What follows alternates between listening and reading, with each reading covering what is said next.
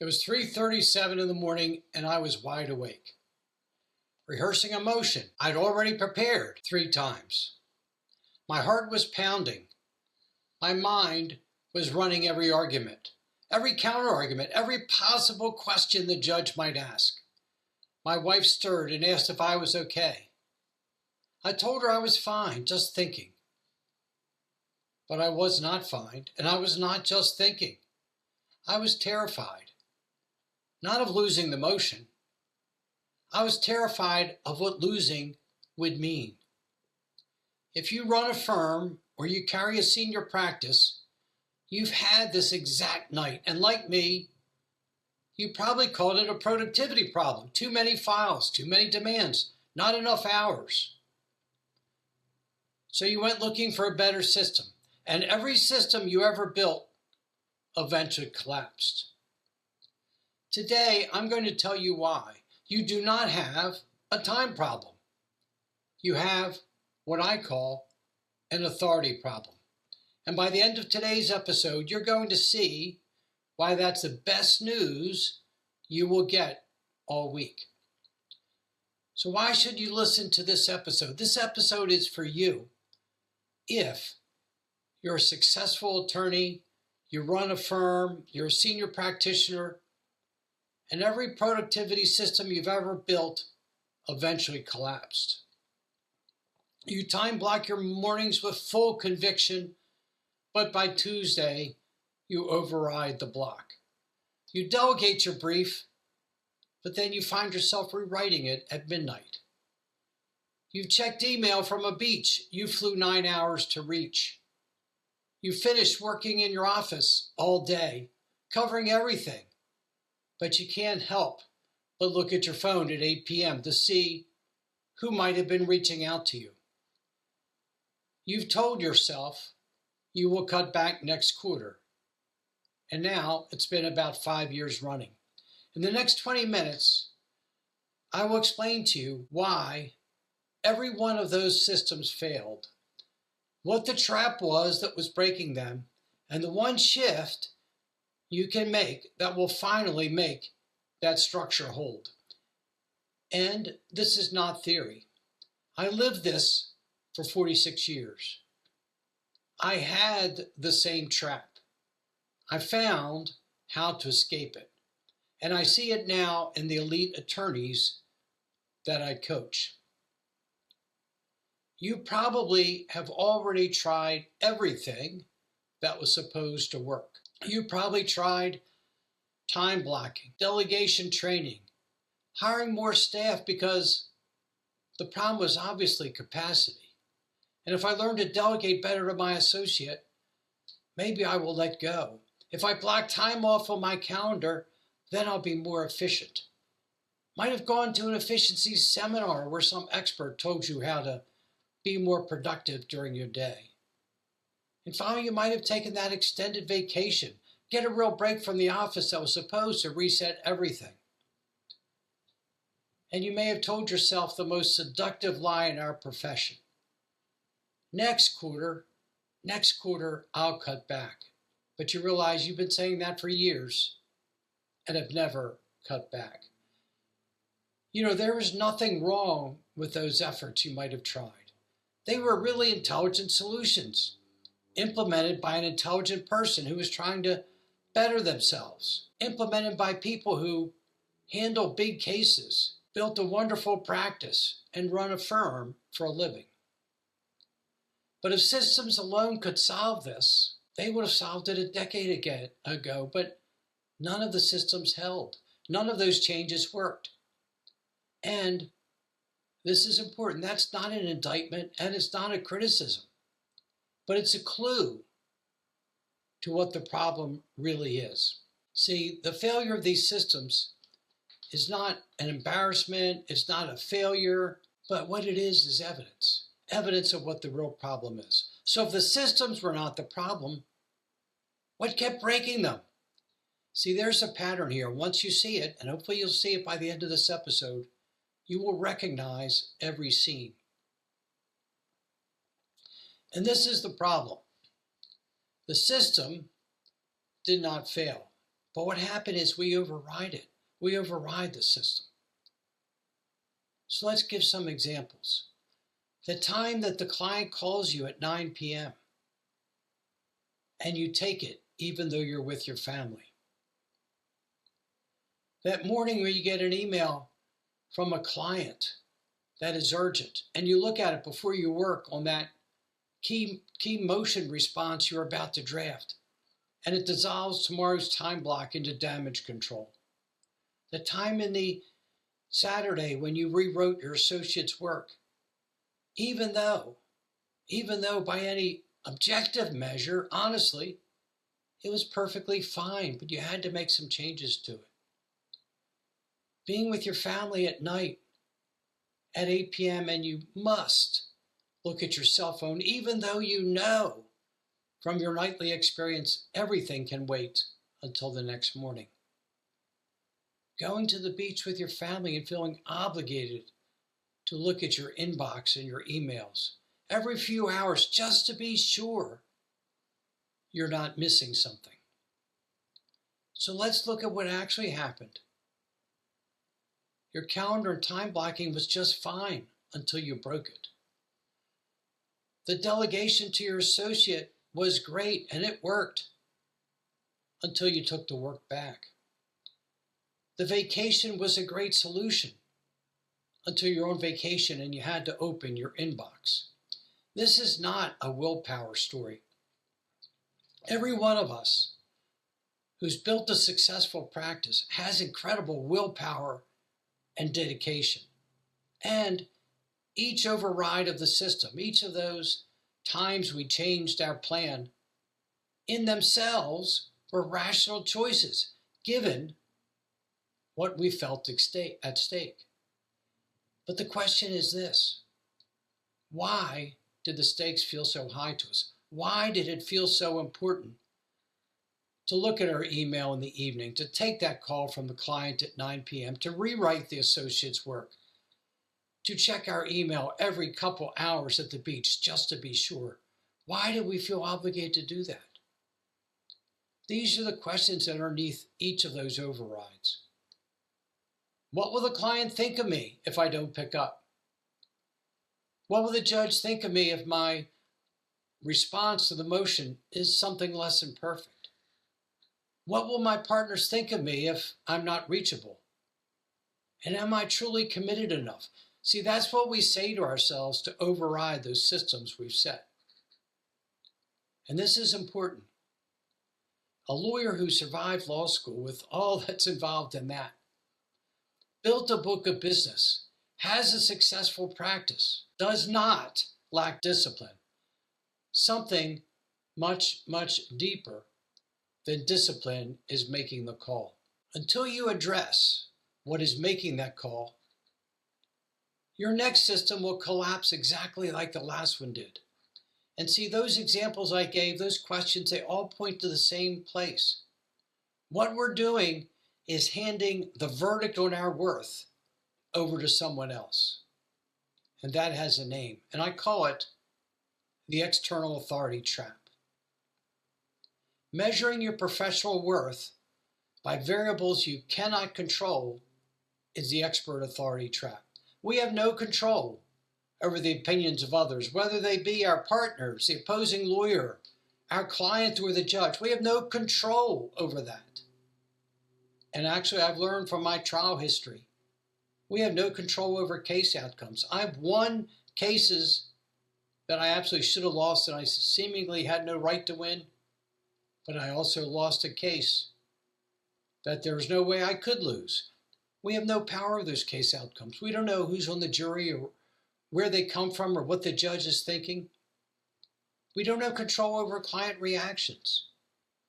I've had clients who are extremely understanding and compassionate and positive and complimentary, and I've had other unreasonable, demanding clients who would never, ever be happy. We have no power over them. We have no power over what the judge thinks or does. Each of them come to the bench with their own thoughts and prejudices. All those variables we can't control. We use them to build our confidence, to build our authority. We feel a need to try to satisfy them but instead the variables we do control, your preparation, your commitment, your competence, your dedication, your effort, they sit unweighed on the other side of the scale. They're not considered. Remember that story I told about waking up at 3:47 and wondering about my motion in the hearing the next day? To be fair, that motion in my argument, it didn't need a fourth rehearsal. It didn't need one at all. But see, I needed one. Why? Because I had given the verdict on my worth to tomorrow's judge who had not even heard the argument yet. He was the one who was going to be deciding if I was worthwhile or not. And so I needed to rehearse it yet again. And this is the uncomfortable part. And this is really what makes this very, very hard. The qualities that built our successful practices were wired to the external scale from the very start. It started in law school, making bar review, order the coif, top 10%, getting the right grades, getting the right clerkship. Already, how we were viewed was determined by factors and circumstances outside of us. And when we started practicing, our perfectionism made our work exceptional. Our constant, immediate availability made our clients loyal. Keeping strict control over the work kept our quality high. And every success we had along the way reinforced the wiring that perfectionism and constant availability and maintaining strict control, that was the key to our success. That was the story we were told. And our profession rewards this wiring like no other. The adversarial system gives you a scorecard every week. Someone won the motion, someone lost. Someone won the trial, someone lost. And it's dangerously easy to let that score become who we really are. And why do I say the trap is invisible? Because it doesn't look like a trap. It looks like our track record. And fixing this with time management is like fixing a cracked foundation by rearranging the furniture. The furniture is just fine, but our foundation is the problem. I remember a case for Elizabeth Wilson. It was an employment discrimination case, an age case I had in federal court. I put my heart and soul into that case. The other side filed a motion for summary judgment. I had what I thought was a really good case, and I filed what I believe to be today a really masterful response. But the judge granted summary judgment for the defendant, and I lost, and I was crushed. I thought there was something wrong with me. And I spent too much time, days, months, maybe even more than a year, reflecting on that, beating myself up, destroying my self-confidence over that summary judgment granted against my client, who I was very dedicated to. And some years later, I learned this. That judge, that particular judge my case was assigned to, had granted summary judgment for every employer on every discrimination case he had ever received. Every case he granted summary judgment for the defendant. See, that loss, it wasn't about me. It was about the judge, and I had no power over that. That was an external circumstance I had no power over. And when you rely on external circumstances, you build your confidence on ground you do not own. So before I show you the repair, let me give you the diagnostic, because this is exactly what it's for. If you're listening to this and quietly recognizing yourself, here's your next step. I built the attorney's productivity power assessment for exactly this moment. The link's in the show notes. It takes a few minutes, but it shows you precisely where the overrides are happening in your practice and what is underneath of them. It is free. You can find it below or at my website, GaryMiles.net. Take it this week. It will show you what we just talked about. So what's the solution? Internal authority is the operating system that provides a solution. See, the repair happens at the same depth as the crack. You rebuild your professional identity on the variables you have complete control over. your effort, your preparation, your competence, your dedication, your commitment to your clients, your wisdom, your experience. That's what your professional identity should be built on.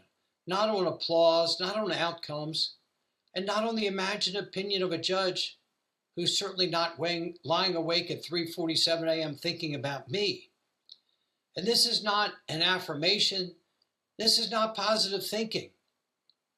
This is a rewiring of the source code that runs your decisions. What do I mean? What's the change? Well, instead of thinking, what will the judge think of me tomorrow?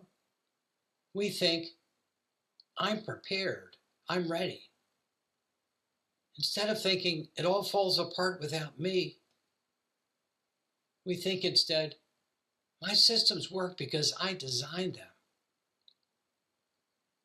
We move from, they need me at all hours, to, I serve better when I lead sustainably. So how does this actually happen? Deliberately, we move our attention case by case, week by week, to the evidence we really control. You walked in prepared. You know your area of law. You've honored your commitments for decades. And when worth rests on that record, the record of your dedication and your effort and your preparation, your knowledge of the law, the need to override your systems and your boundaries loses its fuel. So what changes? The time block survives the morning call from the client. Delegating to your associate sticks, and you know what else? Your associate work improves because he knows you trust them. Your vacation becomes a true vacation. Your decisions accelerate because you don't have to scurry around asking the opinions of everyone else. You sleep better at night because you know you've done the work. The number of hours you work actually lessens.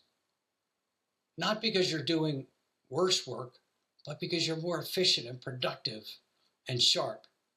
And most importantly of all, your performance improves instead of contracting. You have greater fulfillment in your practice. You don't constantly question or second guess yourself. Your belief in yourself increases. You know, a couple of weeks ago, I shared the story of Thomas, and Thomas struggled with external authority, being always responsive to his clients, to a point where he thought he was a human punching bag. But Thomas's systems finally held. Why?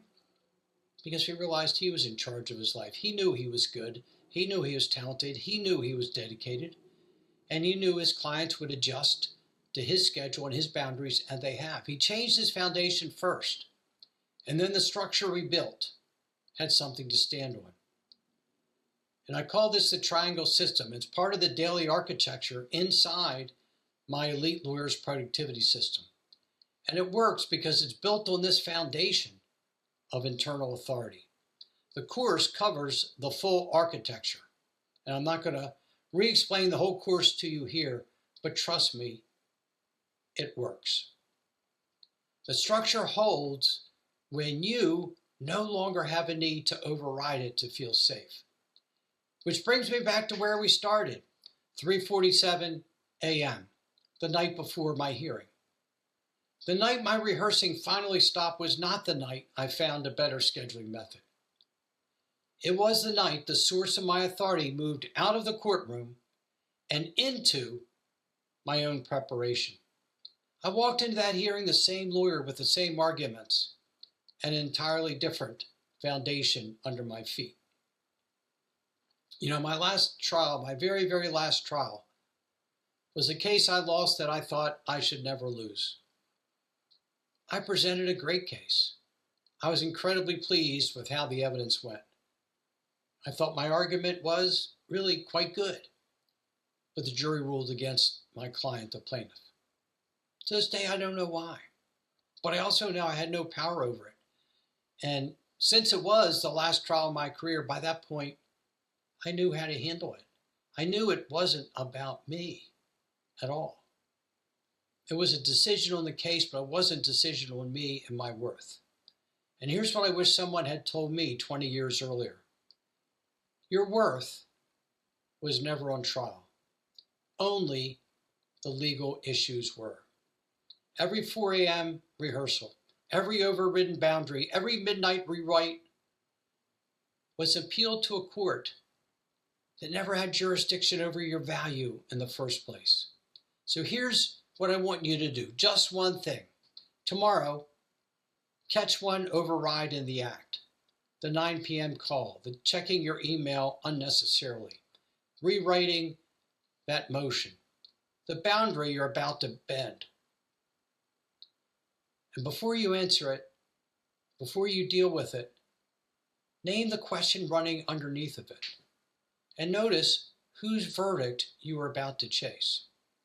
If you're ready to go further, the attorney's productivity power assessment is waiting at GaryMiles.net or a link in the show notes. And when you're ready to rebuild the whole foundation, the Elite Lawyers Productivity System is open and available at GaryMiles.net/productivity. Again, the link in the show notes. There's no deadline. There's no countdown. 7 weeks, 7 modules at your own pace. You enroll when you're ready. But what I want you to know is you do not have a time problem. You have an authority problem. And this is the key. An authority problem can be solved. Next week, we're going to talk about what law school never taught you about running your practice and why it still shows. 3 years of training in the law, but not 1 hour training in the business you would one day run. We're going to talk about what that gap has quietly cost you and what closing it looks like. So until next week, practice law with purpose and live your life with freedom.